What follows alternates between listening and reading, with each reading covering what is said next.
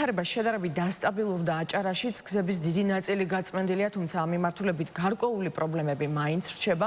თოვლისგან გაწმენდილია ბათუმის ქუჩებიც, ქალაქს სრულად მიეწოდება ელექტროენერგია, ბუნებრივი აირი და წყალი. მერაბ წულუკიძე შემოგვიერთდება ბოლო ინფორმაციით. აჭარაში უკვე მეორე დღეა დარია და სიტუაციაც შესაბამისად თანდათან სტაბილური ხდება. დღეს დილით ყინვა იყო ბათუმში, რის გამოც ქუჩებში საკმაოდ გრძელი საცობები შეიქმნა.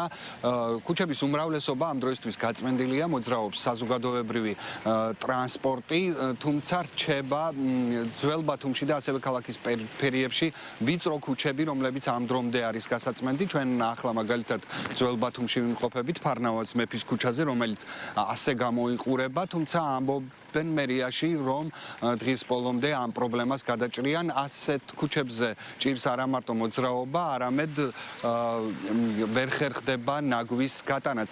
რაც შეეხება მოსახლეობას, მოსახლეობა დღეს ყოველ შემთხვევაში, ვისაც ჩვენ გავესაუბრეთ, განსაკუთრებულ პრობლემებზე არ საუბრობს და აცხადებენ, რომ სიტუაცია თანდათან სტაბილურია. ქალაქს უწყვეტად მიეწოდება ელექტროენერგია და ბუნებრივი აირი, რაც შეეხება სასწავლო პროცესს, იგი კვლავ შეწყვეტილია და 4 მარტისთვის განახლდება.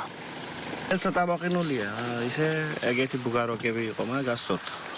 აქ არ არის გასწორებული. ანუ მაინც და მაინც არ გიჭირთ გადაადგილება. არა. გუშინი პარალიზებული. ფეხით მივიდიო, შეულებრივია. პრობლემები არ არის? არაფერი, ფეხით შეაქვს, რა პრობლემა უნდა გქონდეს. სიტუაცია კარგადაა, რა ვიცი, გამოგეცდა ახლა. იცი, ახლა გამოგეცდა, ბანკანები გამევიდა, გები გეიწმინდა და რა ვიცი. გაიძინებები კარგადაა. ავტობუსები საზოგადო ტრანსპორტი მოძრაობს, ოღონდ ხალხი ფეხით გადის, იმიტომ რომ სასიამოვნოა ჰაერზე სიარული.